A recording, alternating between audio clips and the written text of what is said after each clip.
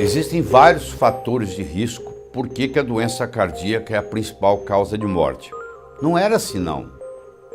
Por exemplo, o infarto do miocárdio foi descrito pela primeira vez pelo Harris nos Estados Unidos. Então não existia essas doenças cardiovasculares. Isso faz parte do mundo moderno. Faz parte do sedentarismo, que a gente não anda mais, a gente vai de carro. Faz parte da alimentação, que nós passamos a comer muita comida industrializada. Nossos alimentos todos estão no supermercado. Antigamente não existia supermercado, você comprava de quem produzia, diretamente do produtor para o consumidor. Tudo isso é importante. E é importante também o aspecto do estresse, que a gente tinha muito menos. E existem coisas que nos incomodam que nós nem enxergamos. Então, essa vida moderna agitada, com tudo isso, contribui por ter aumentado substancialmente os níveis expressórios.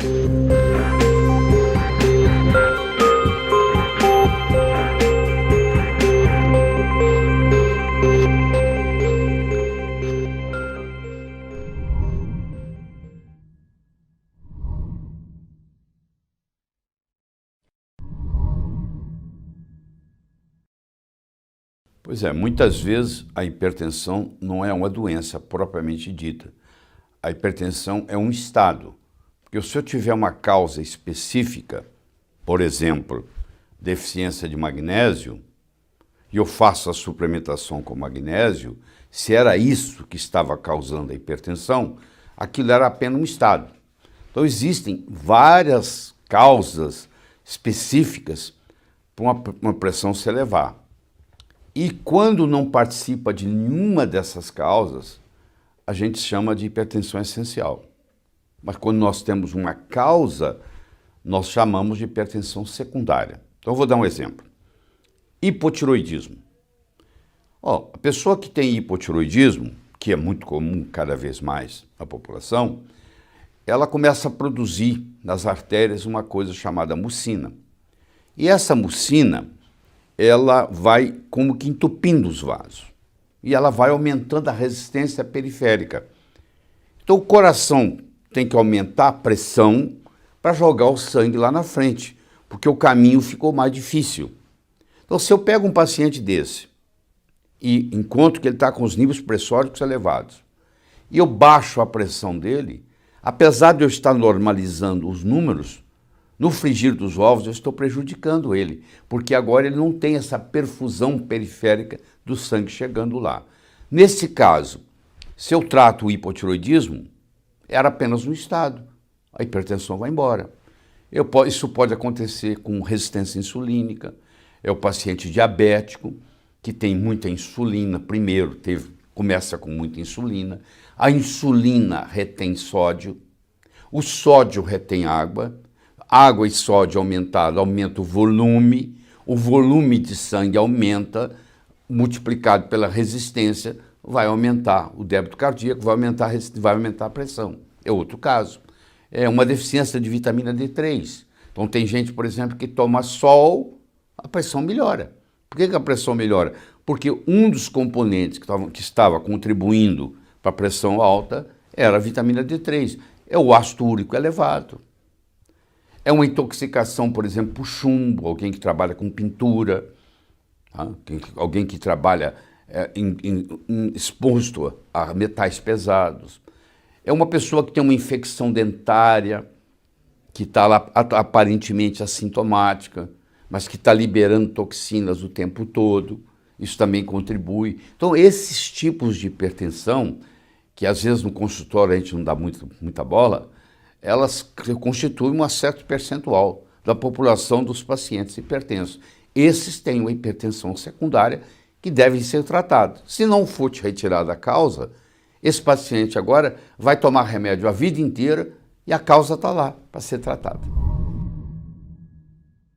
Porque a pressão, na hora que você coloca uma pressão num sistema, um dos riscos é esse sistema se romper. Então, por exemplo, se eu tenho muita pressão nos vasos do cérebro, esses vasos do cérebro se acomodam até um certo ponto e tem um limite, tudo tem um limite. E se passar desse limite, ele pode romper e pode ter uma hemorragia, pode vazar sangue no cérebro. E no momento que vaza sangue no cérebro, como o cérebro está dentro do crânio, que é uma cavidade fechada, a pressão intracranial aumenta mais ainda, e isso pode causar lesão até irreversível. Então, o paciente pode ter o que se chama um acidente vascular cerebral, que agora mudou de nome, chama acidente vascular encefálico, que é a mesma coisa, mas vamos conversar o termo mais conhecido, que é o AVC, que é o acidente vascular cerebral, e esse acidente vascular cerebral ele pode ser ou por isquemia, entupiu, ou por hemorragia, que é o chamado o acidente vascular cerebral isquêmico, que é o mais comum, e o acidente vascular cerebral hemorrágico. E a hipertensão a longo prazo contribui para os dois. Os estudos mostram que pessoas que têm pressão arterial elevada e são tratadas, eles podem diminuir até em 40% a incidência de complicações. Isso é interessante saber. Mas eu também tenho que tomar cuidado, porque às vezes eu estou tão preocupado com o número que eu esqueço as consequências. Eu dependo muito do remédio que eu esteja usando. E, infelizmente, os remédios usados para tratar a hipertensão, eles são usados mais ou menos aleatoriamente. A maioria dos médicos vai testar para ver como é que funciona. E existem 3 mecanismos básicos para uma pressão subir. E eu tenho que saber qual o mecanismo que está funcionando no paciente que está na minha frente para eu dar para esse paciente a medicação adequada para ele. Então, por exemplo, eu tenho hipertenso que é hipertenso por um aumento de volume do sangue devido a um problema de sódio ou a um problema de excesso de cálcio. Esse vai exigir um tipo de medicamento. Eu tenho o tipo de paciente, que aliás é o mais comum, que ativou o sistema renina-angiotensina-aldosterona. Eu vou ter que ter uma abordagem diferente nesse. E eu tenho um tipo de hipertensão que é menos comum do que a renina-angiotensina-aldosterona e menos comum do que a sódio-cálcio-volume, mas ela existe, 15% dos hipertensos estão nessa categoria, que é a chamada hipertensão neurogênica, que é a hipertensão emocional, que a pessoa tem uma notícia e fica com a pressão alta. E se classifica como uma estimulação do sistema simpático. Então eu posso ter um paciente que está com a pressão alta pela estimulação do sistema simpático, eu posso ter um paciente que está com pressão alta porque aumentou o volume sanguíneo, retenção de sódio, de água, eu posso ter um paciente que está hipertenso porque ativou o sistema renina-angiotensina-aldosterona. Se eu não levo isso em consideração no meu diagnóstico de que tipo de pressão esse paciente tem, eu posso estar dando para um paciente o medicamento errado. Então, por exemplo, eu vou dar um diurético para uma pessoa que tem renina-angiotensina-aldosterona. O diurético vai estimular a renina. Então, na realidade, eu estou até piorando o quadro. Então, não existe um remédio que vai funcionar em todas as pressões altas. Eu tenho que primeiro caracterizar o tipo que é, para depois eu fazer a aplicação. Então, isso é muito importante. Por isso que, na prática, você vai ver que, infelizmente, nem todo paciente com pressão alta está sendo tratado, porque a hipertensão é uma doença silenciosa, e, infelizmente, aqueles que estão sendo tratados, pelo menos nos Estados Unidos, no Brasil pode ser até pior, 35% a pressão não está controlada adequadamente.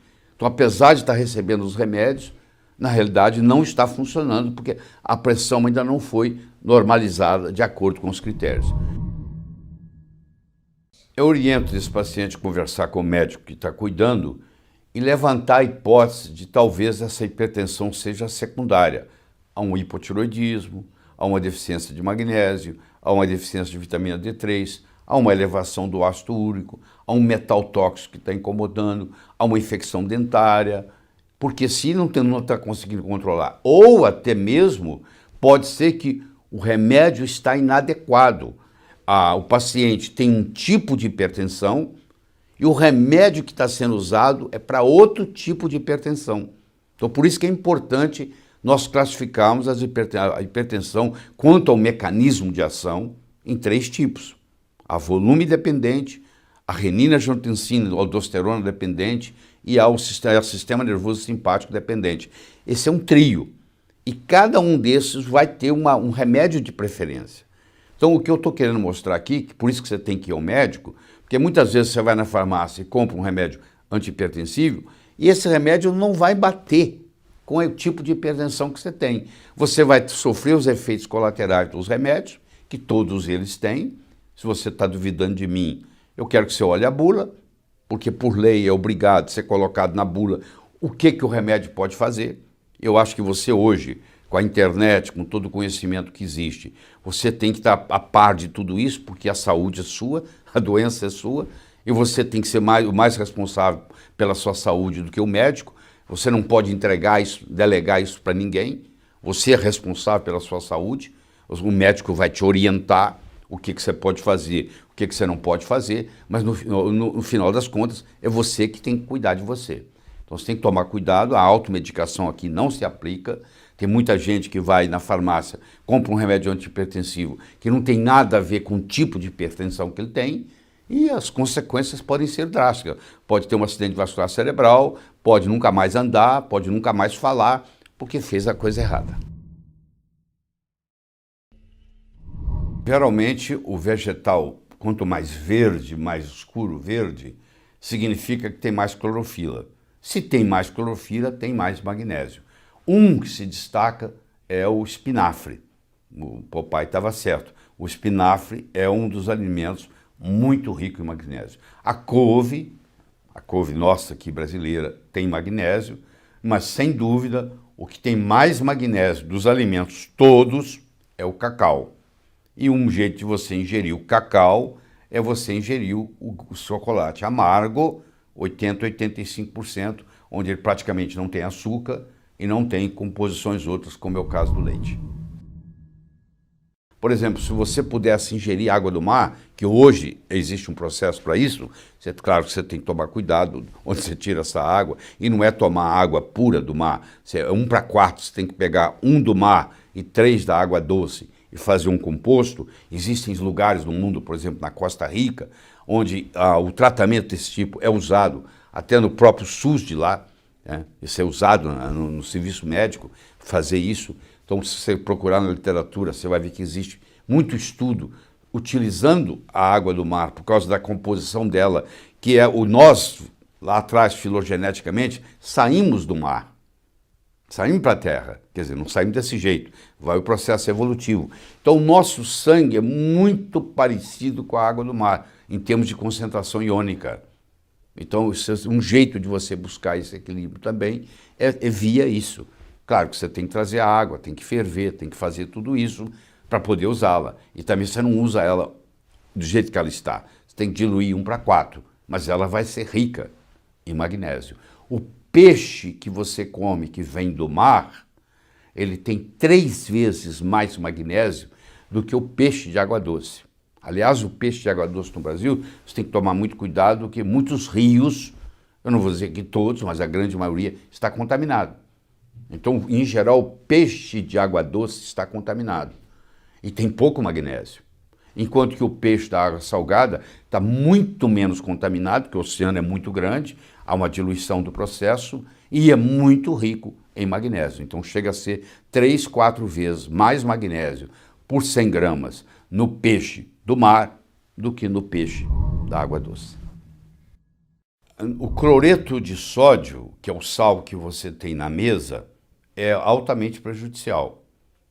E 30% dos pacientes hipertensos são sensíveis a esse cloreto de sódio. O sal integral já é uma história diferente.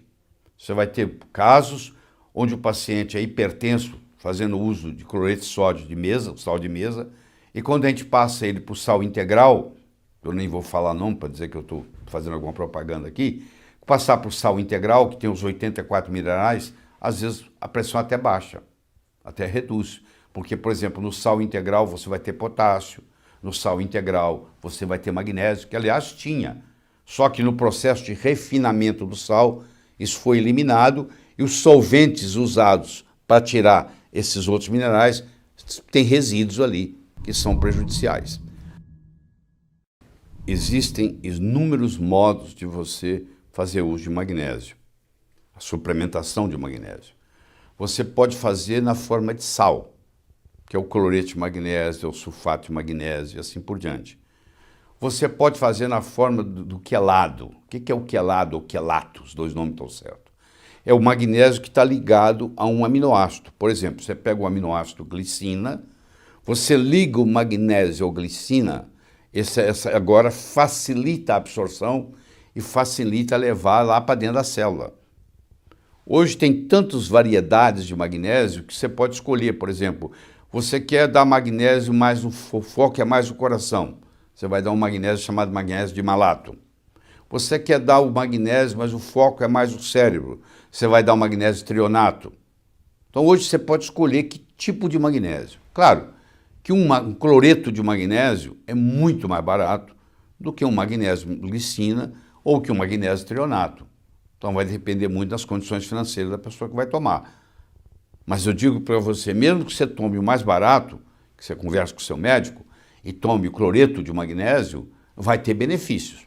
Eu conheço gente que toma cloreto de magnésio há 20, 30 anos.